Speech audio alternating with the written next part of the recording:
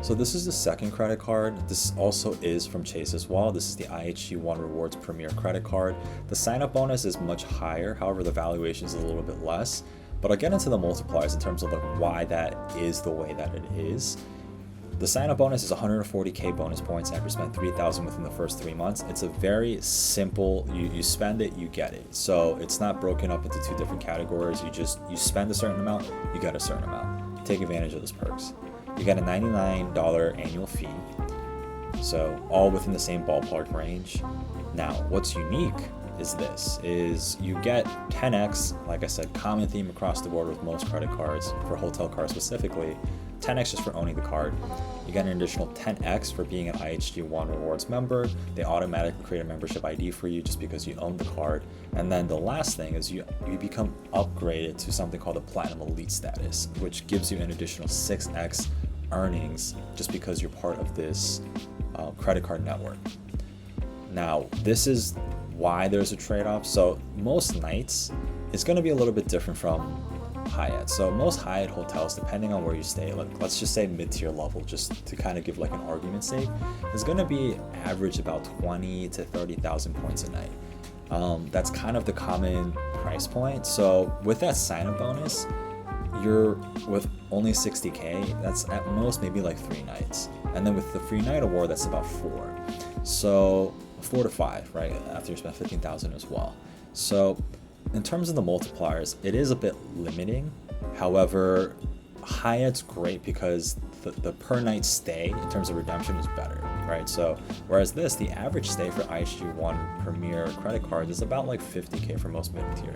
So this is kind of the justification point in terms of like, if you primarily do stay in an IHG hotel, you're going to earn 5x on travel, dining, and gas stations. So, I know a lot of people tend to look at the 1 cent per point kind of valuation, but it really just depends.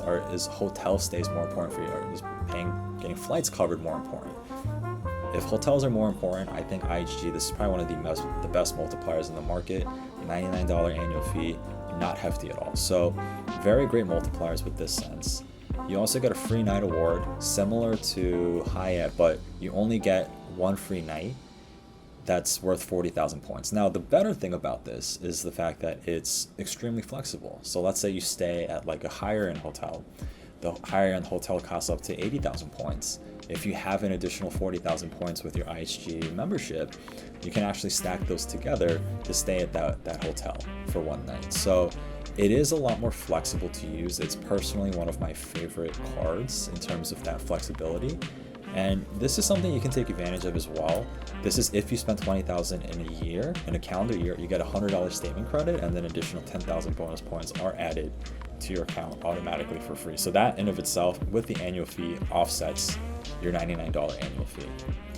One of the other unique benefits is the fact that you also get your 4th night free if you redeem everything in points. So let's just say, for example, you stay at a hotel. It costs 50k points a night. So it's going to be 150,000. And if you want to stay an additional 4th night, that 4th night is free. So you're basically paying 4 nights worth at a hotel with points for only 3 nights worth. So that's one of its unique advantages. So now breaking down into the Platinum Elite, it's not going to be the highest tier. It's going to be the second to highest. One of the big benefits and perks of this is Hyatt, you have to stay at least 10 to get Discoverist. Here you have to stay at least 40, but because you own the Premier card, you're going to get this Platinum Elite status even though you didn't stay 40 nights at this hotel. Though you get higher point multipliers, like I said, you get the 60% bonus. But the main thing to really look at is across the board, member or not member, status or not status, everyone has free Wi-Fi. So IHG is probably one of the better networks in terms of its pricing model, in terms of its overall setup, is that you get free internet regardless of status. In terms of room upgrades, it can happen. I have yet to get a room upgrade yet at IHG, so I can't personally say from personal experience, but just ask. Usually it is available. I've heard for some reviews, some people were able to get room upgrades, but it doesn't mean it's the same for everybody. In terms of so this is a trade-off in terms of bottled water with Hyatt. You can either elect to get points or you can elect to get a drink or snack. I usually just ask for extra points just because I don't really need the snacks, and there's usually free water. And even if there isn't, I mean, I just go to a local 7-Eleven, just buy some bottled water there anyways. So it just depends on person to person. If you want to maximize your value at these hotels, you can just get free water, just ask them for a drink. I've usually asked for points, so I don't know what snacks are available.